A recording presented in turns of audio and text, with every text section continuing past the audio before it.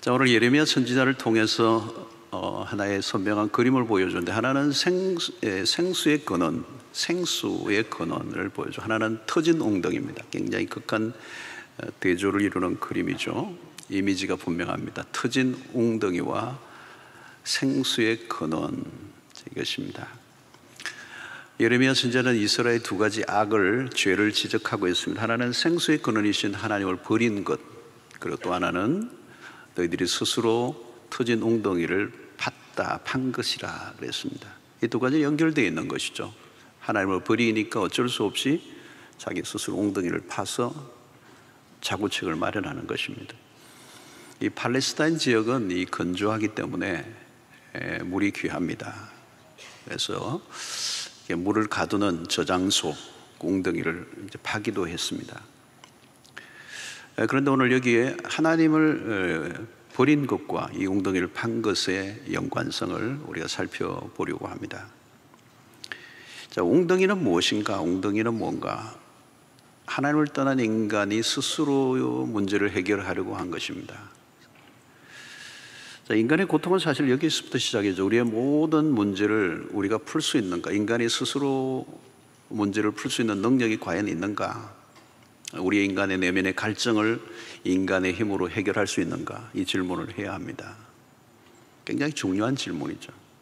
우리 인간의 욕구, 우리에게 있는 어떤 갈망, 갈증, 그것을 우리의 힘으로 해결할 수 있는가? 또 다르게 표현하면 우리가 인간이 스스로 설 수 있는가? 스스로 온전해질 수 있는가? 이런 질문을 던져볼 필요가 있습니다. 하나님을 떠난 인간, 하나님을 버린 인간, 하나님을 떠난 인간, 하나님을 떠나서 생긴 그 공백은 생각보다 너무 큰 것입니다.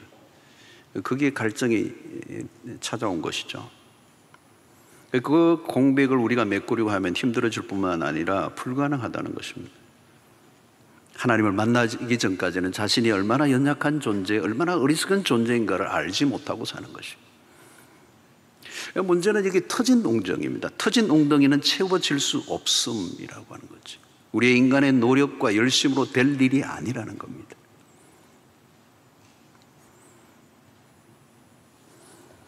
오늘 아무리 인류의 역사가 발전이 되어도 이 터진 웅덩이, 하나님을 떠난 인간은 스스로 터진 웅덩이를 채우려고 하는 것 같아요. 아무리 달나라에 간다 할지라도 인간의 내면의 공허함은 채워질 수가 없습니다. 죽도록 노력하지 않으면 금방 바닥을 드러내는 것이죠. 웅덩이를 채우기 위해 계속 발버둥을 치며 살아갑니다. 수단과 방법을 가리지 않습니다. 우리는 물을 마시지 않으면 살 수가 없기 때문에 끊임없이 채워야 돼요. 사람들마다 웅덩이를 채우려고 하는 방법은 다양합니다. 어떤 사람은 사람에게 매달립니다. 너무 외로우니까. 그래서 관계 중독이라고 하는 것에 빠집니다. 사람에게 집착합니다.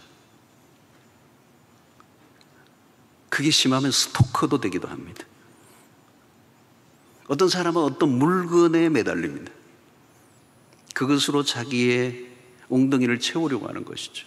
그래서 더 좋은 것, 더 좋은 것, 더 좋은 것, 끊임없이 어떤 물건에, 그게 쇼핑 중독입니다. 어떤 형태로도 인간은 계속 갈망하고 채우려고 합니다. 채우지 않고는 살 수 없습니다.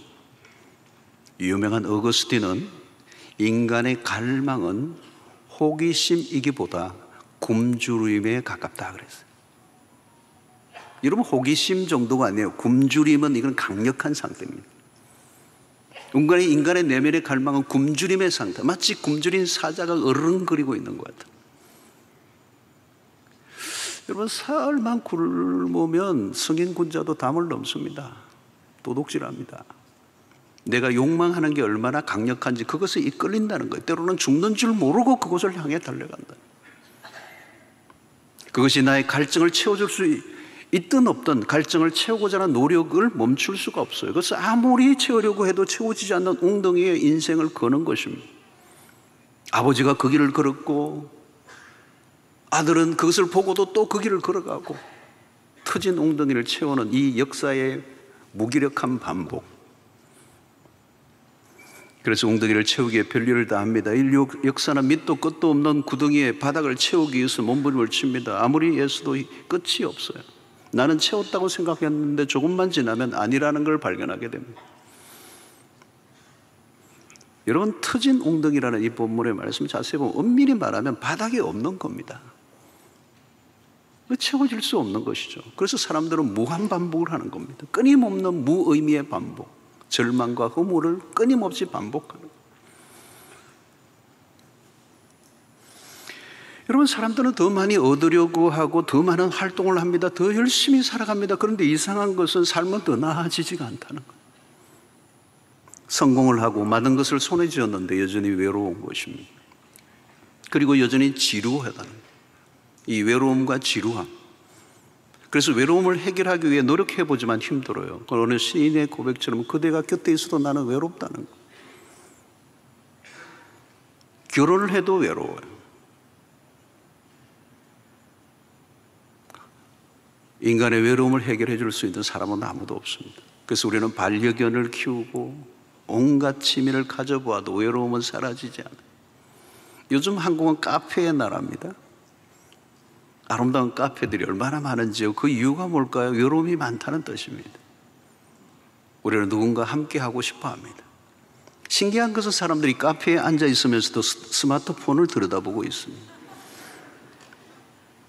무엇인가 풍성한 것 같고 재미있는 것들은 많아졌는데 사람들은 더 지루해하고 힘들어하는 거예요.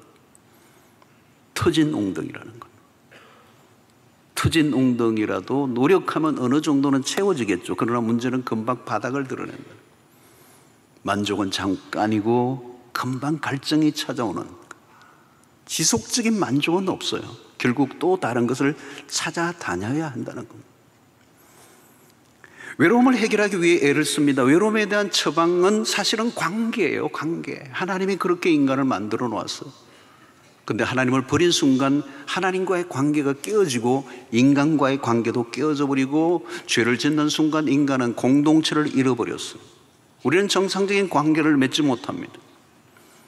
여러분, 내가 아플 때 누군가 곁에 와서 위로해 주는 사람이 있다면 참 행복한 일입니다. 그러나 여러분, 계속 있어줄 사람은 아무도 없습니다. 곁에 있어준다 해도 내 고통을 온전히 이해할 수 있는 사람은 나 외에 아무도 없습니다. 결국 홀로 고통해야 합니다. 우리는 홀로가 아니라 더불어 살아야 합니다. 문제는 함께하는 게 잘 안 돼요. 사람을 사랑하는 일이 얼마나 어려운 일인지. 이게 하나님을 떠난 인간의 딜레마예요. 사랑하고 싶어. 근데 사랑이 너무 어려워요. 여러분, 적당히 대충 사랑하는 것은 가능하지만 진짜 깊이 사랑하는 것은 어려운 것입니다. 여러분, 다른 사람을 진짜 사랑하려고 하면요, 내가 죽어야 됩니다. 내가 죽지 않으면 다른 사람과 잘 지낼 수 없습니다. 내가 안 죽으면 상대를 죽여야 합니다. 여러분, 친구 진짜 사귀고 싶으면요, 내가 죽으면 됩니다. 내가 안 죽고 내가 잘나면요, 상대는 죽일 수밖에 없는 거예요.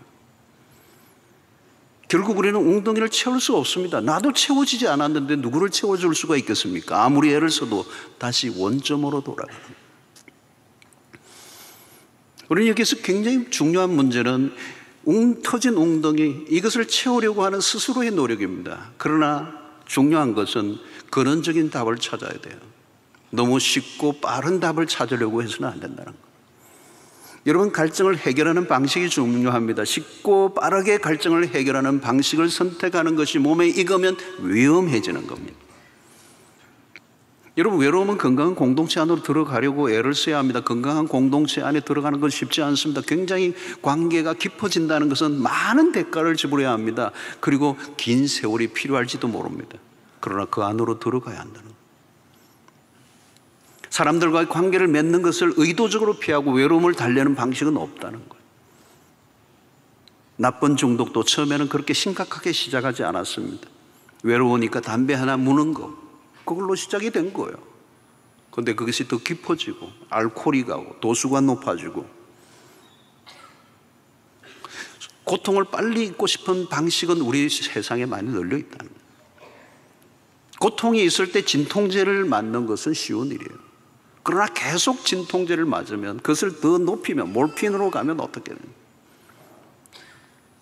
여러분, 신앙생활도 건강하게 배우지 않으면 종교 중독에 빠집니다. 짜릿한 종교적 판타지를 구하는, 순간적인 기적만 구하는 쪽으로 신앙이 기울면 이단에 빠지거나 세속적인 신자로 전락할 수 있습니다. 항상 쉽고 편리한 길은 어디나 널려져 있기 때문에. 여러분, 문제를 쉽게 풀어가고자 하는 것이 몸에 익혀지면 더 이상 거기로부터 빠져나올 수 없습니다. 쉽고 편리함이 얼마나 무서운가를 알아야 한다. 우리는 매우 연약합니다. 작은 유혹에도 쉽게 무릎을 꿇는 삶을 살 수 있습니다. 그 쉽고 편리함이 나를 완전히 망가뜨릴 수도 있다는 사실을 안다면 우리는 힘들어도 근원적인 답을 찾아야 된다.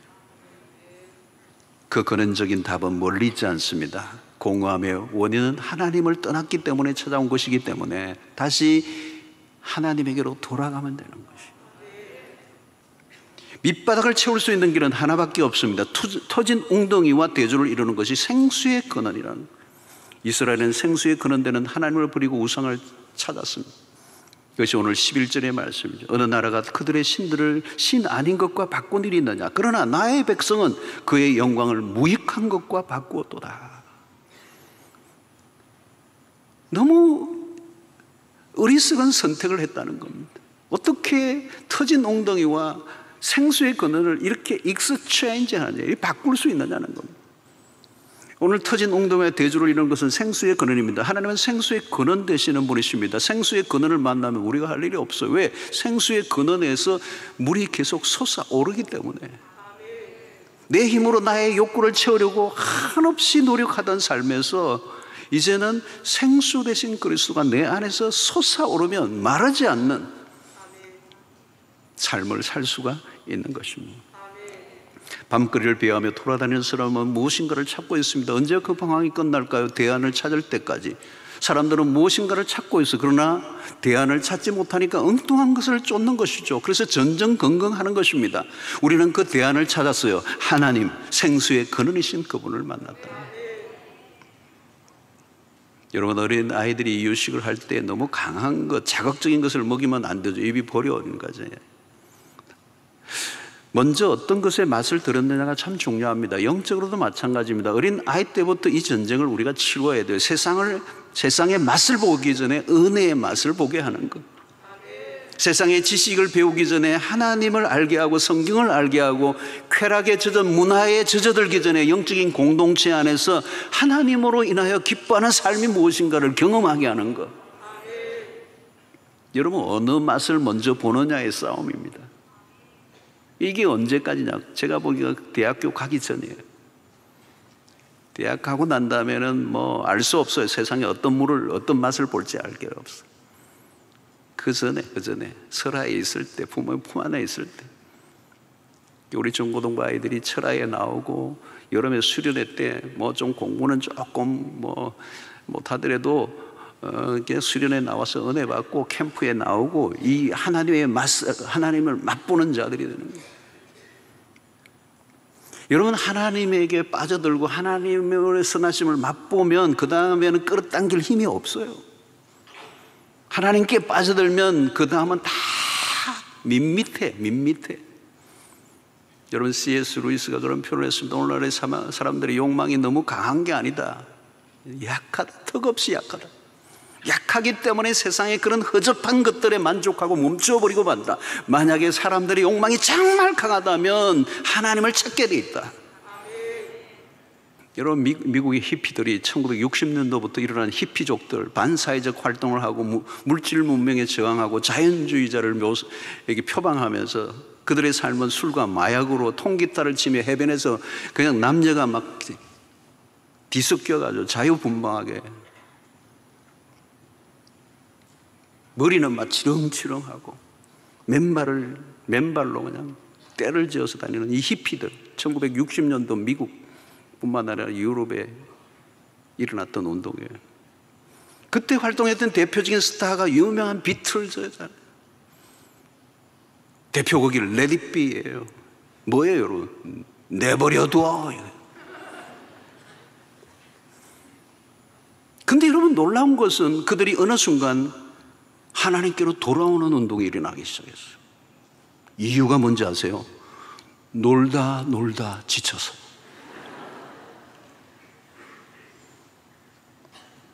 그때 기성교회들이 그들을 받아들일 준비가 되지 않아서. 왜냐하면 그들이 하나님께 돌아왔지만 여전히 옛 삶의 방식들을 가지고 왔거든요.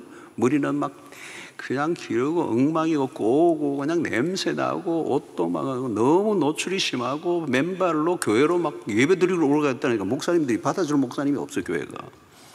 그때 유명한 척 스미스 목사님, 갈보리 채플의 척 스미스 목사님이 그들을 받아줬어요.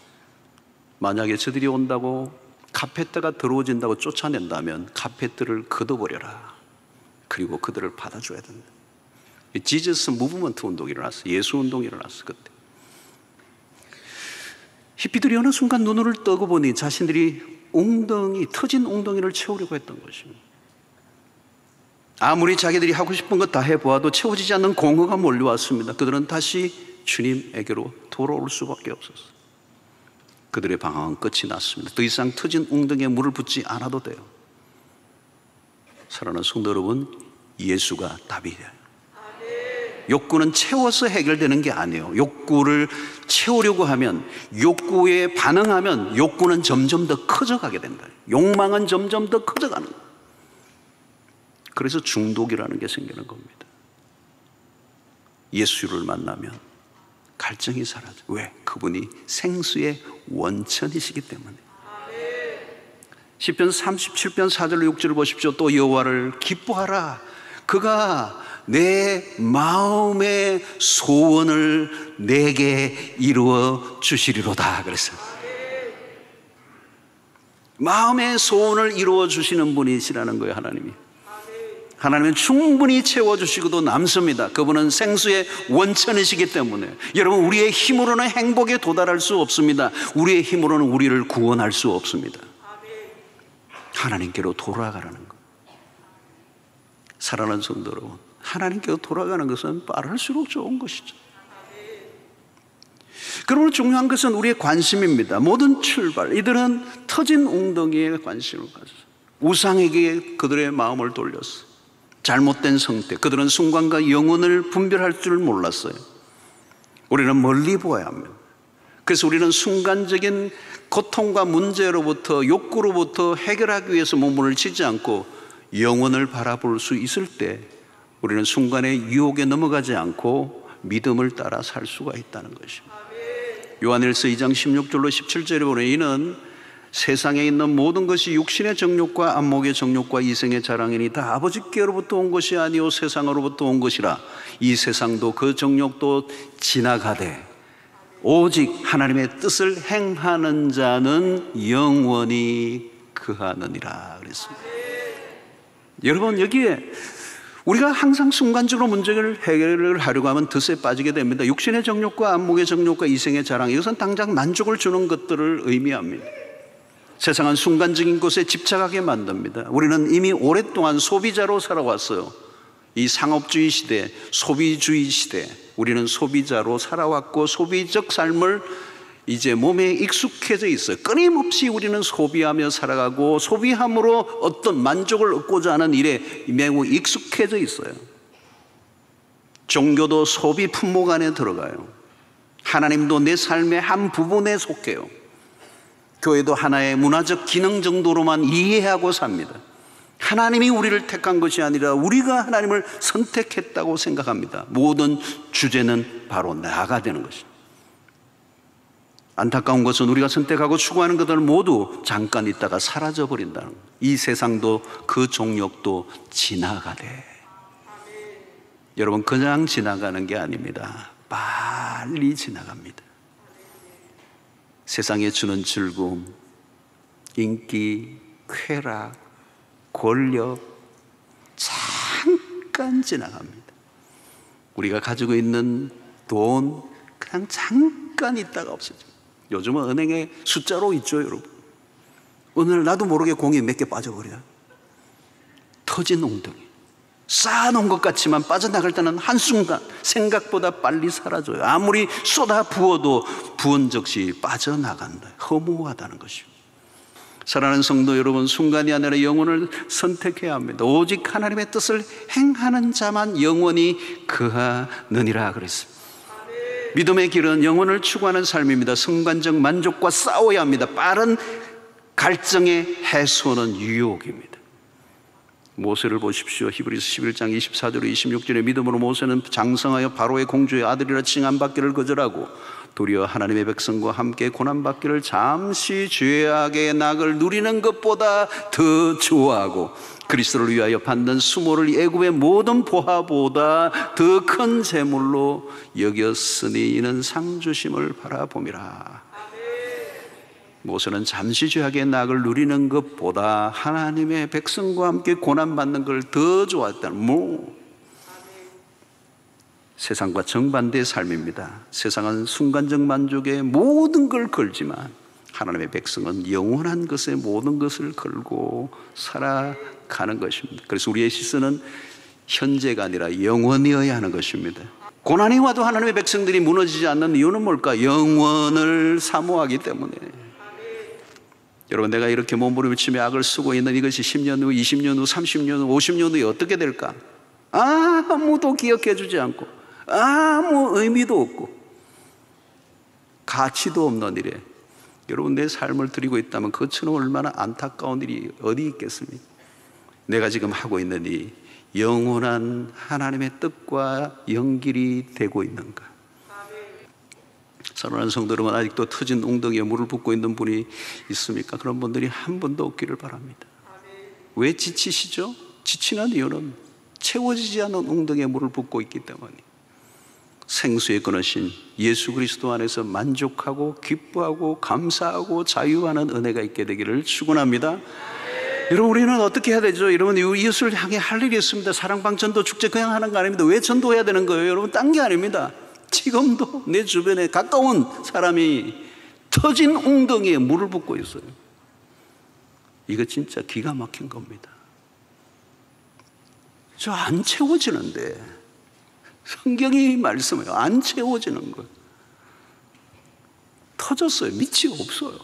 근데 거기에 물을 붓고 있어요. 여러분, 그것이 얼마나 허무한 일입니까? 허무한 개그죠. 허무한 개그. 그냥 개그도 아니고 허무 개그. 세상은 속입니다. 조금만 더 노력하면 채워질 것이라고, 조금 더 열심히 하면 채워질 것이라고. 거짓말이에요. 그래서 우리는 사람들이 포로된 자들이에요. 중독되어 살아가요. 거기서 빠져나오지 못해요. 거기서 허우적거리고 있는 거예요. 여러분, 우리는 눈을 뜬 자들입니다. 터진 엉덩이에 더 이상 물 붓기 안 하기로 결정하고 생수의 근원이신 원천이신 예수 그리스도 안에서 그분을 모시고 그분과 함께 살아가면요, 왠지 그냥 채워진 것 같아요. 끌떡거림의 정세가 없어져 있어. 그냥 이대로 좋아. 감사가 일어나. 천하를 가진 것 같아요. 아무것도 없는 자 같으나 모든 사람을 부욕해 하는 자로다. 바울의 고백이 그런 삶이 아니겠어요? 사랑하는 성도 여러분, 한 분도 터진 웅덩이에 물 붓는 분 없기를 바라고, 이미 예수 그리스도 안에서 생명의 원천, 그 생수의 강을 끊임없이 들이마시고 있다면 이제 우리가 할 일은 터진 웅덩이에 지금도 죽으라고 온 청춘을, 인생을 쏟아붓고 있는, 안 채워지는데 채워진다고 누군가 속삭이는 그 거짓된 사기극에 휘말려 자기의 청춘과 삶을 몰아넣고 있는 안타까운 우리의 이웃들에게 생수의 근원이신 하나님에게로 돌아오라고 전도하는, 선교하는, 복음을 전하는 여러분들 되시기를 주의 이름으로 축원합니다.